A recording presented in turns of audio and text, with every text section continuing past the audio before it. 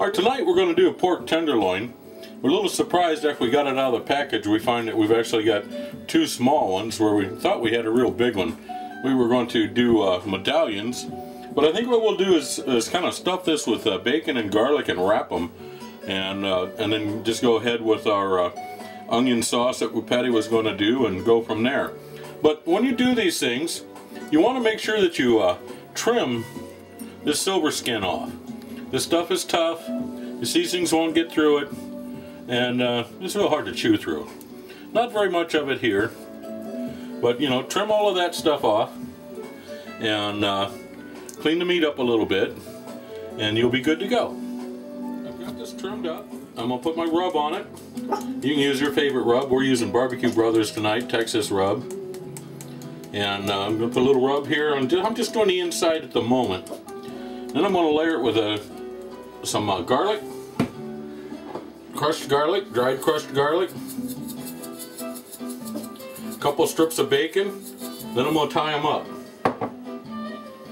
I already partially cooked the bacon here a little bit because I don't know if it'll get done enough for our taste before the pork loin is done. So I thought if I did that, I could add a ton of flavor before we even out the gate. Nice layer of coarse black pepper, layer of garlic, and we're getting ready to tie this boy up.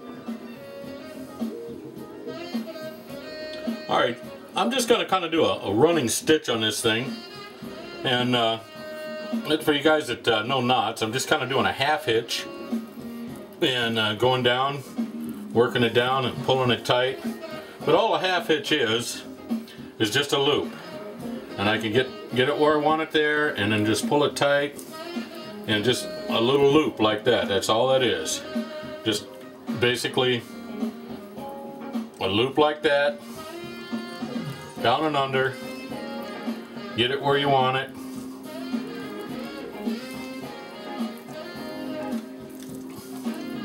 And pull it tight.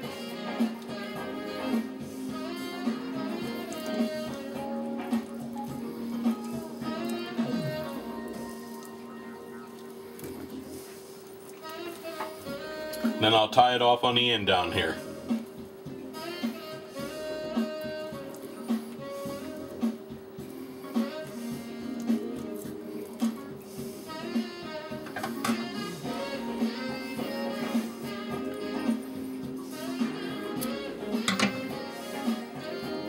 Every time you pull it, it gets a little tighter down there.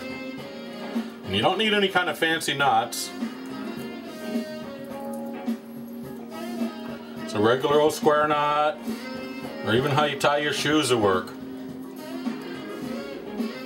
But there it is. That's all I'm going to do to this guy. Put a little more seasoning on the outside, put it on the grill, let it smoke for a half hour, pull it off, turn the grill up, and I don't know how long it's going to cook yet, but we'll see. It's getting cranked up, starting to put out a nice cloud of smoke. We're doing our stuffed bacon stuffed tenderloin, and let me show you some of the new things I just got. Right here on top of my pellet can, which I really enjoy because I use a pellet grill, and with my pellet can I've got a convenient way of storing 5 different types of pellets with louvers on the bottom here, just whatever I want to use at that time. But check this out, I just got this from Maverick. I've got an instant read thermometer. Isn't that nice? And I've been playing with it. It just, within seconds, you've got a nice accurate temperature reading. Then I got their grill set here. And what's really nice about this, I've got a remote unit, a wireless remote, that can sit with me at the table. Then I've got a piece that stays with the grill. And then I've got 2 probes with it. One to give you your real grill temperature, and one for your meat temperature. And we're going to use that tonight and see how that works out. I can't wait. That's going to be fun. I'm going to smoke it for a half hour in pecan, and then I'm going to pull it off and turn the heat up. But I just want to get that nice smoked flavor before I put any heat to the meat. And I've got my grill probe on here. That's pretty nice, isn't it? I like how that does. Fit any grill. Then I've got my meat probe. And we've got the nice metal wire. So that's not going to melt on you. Or I've had several of them by other manufacturers die right here.